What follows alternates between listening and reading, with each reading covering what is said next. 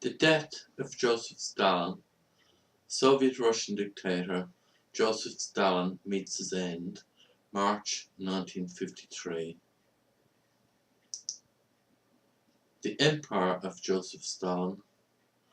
Joseph Stalin ruled the Soviet Union with a rod of iron from 1924 till his death in March 1953. Many millions died as a direct result of his policies due to famine and starvation. Many more were directly murdered on his orders, and uncounted thousands of unfortunates endured years of hell in the gulags of Siberia. Much has been written about his death and the mysterious circumstances that surrounded it. This story is an attempt to suggest a possible ending for such a man. I dedicate it to the victims of Joseph Stalin and to all those who have suffered political oppression and murder throughout history. March 1st, 1953. Outside the dacha, the snow fell steadily. It had been falling almost all the time from the previous November. The Russian winter was always long and bitter. The darkness and the icy blasts that the winter months brought seemed to the nation to have lasted since November 1917. Even in hot months of the year, in June and July, when the wildflowers bloomed on the steppes, and shy lovers held hands as they strolled by the banks of the Dnieper, a frigid dread entered the hearts of the people. In small flats throughout the country that was once the great Russian Empire, widows silently wept when they remembered the husbands that had been snatched from their lives in the middle of the night at the hands of the dictator. Husbands that they were afraid to even acknowledge they once had, lest some spy in the neighbourhood might see the silent tear run down their cheek, and then they themselves would disappear, also in the night, become non-persons to their fearful neighbours. In Poland, it snowed as well. It fell heavily over the mass grave in Catton Forest, where the flower of Polish chivalry lay mouldering beneath the trees, put there by the scratchy signature of the same twinkling-eyed Generalissimo. In Siberia, it fell on the almost skeletonized remnants of people who had also once strolled in the sunshine by the rivers. It fell on the great coats of the dead-eyed guards who stood over them with machine guns and whips, watching for any sign of slacking as they struggled to lay railway sleepers for the latest great triumph of socialist endeavour. By the side lay the bodies of those who were blessed by death, either because cold and starvation had taken them, or because they were shot or whipped because they were not working fast enough. Joseph Stalin prepares for bed. In the bedroom of the dacha, it was warm and comfortable. The old man that was at the apex of the pyramid that had brought the glories I've just described to his people prepared to go to bed. In the living room, Lavrenti Beria, Georgy Malenkov, Nikolai Bulganin, and Nikita Khrushchev warmed themselves by the fire and threw sharp-tasting glasses of vodka down their throats as they prepared to adjourn to their own sleeping quarters. They only made desultory small talk to each other, although they had known each other for many years and were each guilty of atrocities in their own right. They had an almost palpable dread of the old man in the bedroom, and were all totally distrusting of each other, because any unwise word could be betrayed to the leader, and he had shown in the past that no notion of loyalty or level of sycophancy could save someone once his suspicions were aroused. A click of his arthritic fingers and death could visit any of them before the dawn. He had become so paranoid that he was recently heard muttering that he was beginning to distrust even himself. The 4 statesmen, and the guards that were in the house as well, knew that under no circumstances were they allowed to disturb Joseph Stalin once he had retired for the night. To so much as cause him to momentarily wake in the night by coughing within earshot of his bedroom could mean an instant death sentence or transportation to the hell of the Siberian gulags. So they knew they would have to wait until the morning for the bell from the bedroom. Perhaps some of them wondered why he had to have such privacy. Did he need the time alone to pray to God for forgiveness of his sins? Perhaps he needed to confer with another power. Most likely none of those thoughts occupied the minds of the other occupants as they prepared for their own sleep. They all detested him anyway. Most of them would have been wishing fervently that he would die soon. Joseph Stalin had power of instant life and death over millions, but he had no real friends. In the bedroom, nobody prayed. Nobody conferred with the devil either. Even Satan might hesitate before entering that chamber. Joseph Stalin divested himself of his uniform. Plans about who to eliminate in the morning were the only thoughts that were swimming around in his head as he prepared for bed. The doctors had been the most recent group to fall victim to his paranoia. Their only crime had been to excite the suspicion of the ailing dictator.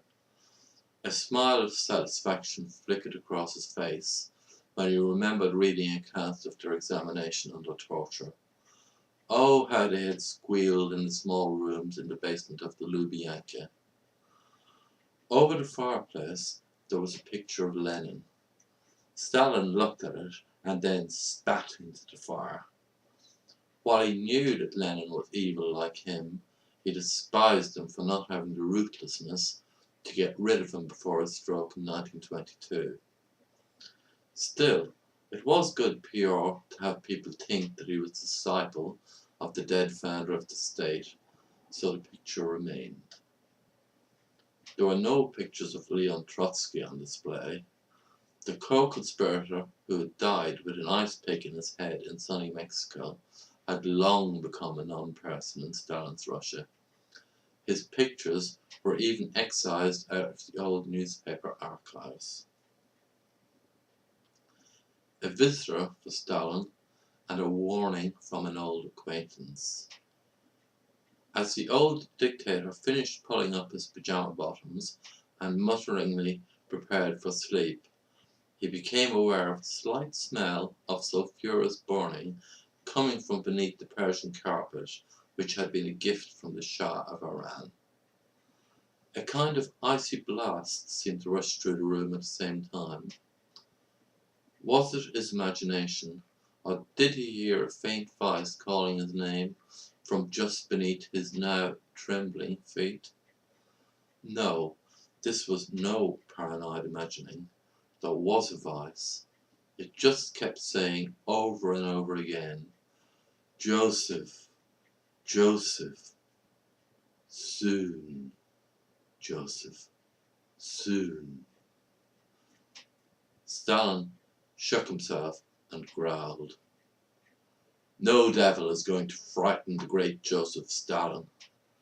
I have abolished you from the land, you and your friend the Christ. You are both superstitions. Even though I had to kill millions to do so, I have eradicated you. Then a sly smile came over the face of the man in pyjamas. I don't need to fear you anyway, he said. You owe me. I extended your kingdom over most of Europe. I helped you to gain sway over China. I sacrificed those Polish officers to your glory. Millions are mouldering throughout Russia that your name might be honored. You can't frighten me, Satan. You would never hurt me. You owe me too much. Then A voice came from just over the fireplace. Stalin recognized this voice. Oh yes, he knew this voice only too well. He had sat in rooms in the Kremlin with the owner of this voice as they plotted the future course of the revolution. He had sat with this man as they drank vodka and laughed together, as they read the accounts of how their subordinates had chased the daughters of the last Tsar round the basement room in Yekaterinburg before blowing their brains out with pistols. Oh, how they had laughed! There was no trace of mirth in the voice of Lenin now, for that was who was speaking to him. He looked at the picture over the mantelpiece. It was not the same as he had always remembered it. It had been a painting of the founder of the Soviet Union, looking confident and wise as he sat in his office in the Kremlin. But now it had been transformed into an image of the most abject terror and the most mind-chilling despair that it was possible to imagine. Blood seemed to be oozing out of every pore of the tortured face. The shadows of flames seemed to flicker on the walls of the dungeon room, where the long-dead dictator seemed to be sitting now. The smell of sulphur was coming even stronger from the picture. It was mixed with a loathsomely sickening smell of decomposing flesh. The carpet of the Iranian Shah got stained by dictatorial vomit as Stalin brought up the remains of the last meal he would ever eat. Still, despite the trembling that was now starting to take over his entire body, his gaze was irresistibly drawn back to the painting. The voice of Lenin, that voice that had often waxed so lyrically over the beauties of his hometown, or had him in stitches describing the death throes of tortured white Russian women, now sounded so full of despair and so tortured with infinity of agonies that it struck terror into Stalin's heart. I once felt like you, it said. I once thought that the devil owed me also. When I sat in that room in Switzerland, planning the ruin of the Russian state, and smiling sweet smiles when I contemplated the death of millions, I thought just as you did. I believed that if the devil existed, he would be so happy at the work that I accomplished for him that he would fix it for me to live forever. But Satan is a treacherous master. He is not called the father of lies for nothing. Just when I thought that things were going right for me and for him in 1922, he caused me to have a stroke. I lingered for 2 years and then my body died. One thing was true, however. Although my body is lying like a grotesque carnival freak in Moscow for the gullible to view, my soul cannot die. I am living now and will live till infinity in the kingdom of the Lord of the Flies. The torture and the anguish are beyond description. This is how Satan rewards his faithful followers. In 4 days you will be joining me here. The flames in the picture seemed to leap further up the walls, and the smell of the sulphur and the odour of decomposition seemed to fill the room so much that it was a torture to breathe. From beneath the now dribbling figure of the Supreme Marshal of the Soviet Union came the first voice again. Soon, Joseph. Soon. It was accompanied by a peal of demonic laughter. A cold gust of wind seemed to blow through the room again. A flood of warm urine soaked Stalin's pajamas as he collapsed on the floor. The final end of Joseph Stalin, in this world anyway. Late the following day, the worried guards finally plucked up courage to enter the boss's room. They found him lying on the floor, soaked with urine and totally incapable of coherent speech. There was a delay in getting medical attention, either because they were afraid to treat him in case he would recover and perhaps take action against him for allowing him to get ill, or others say that they didn't bother getting him a doctor because they wanted to make sure he died.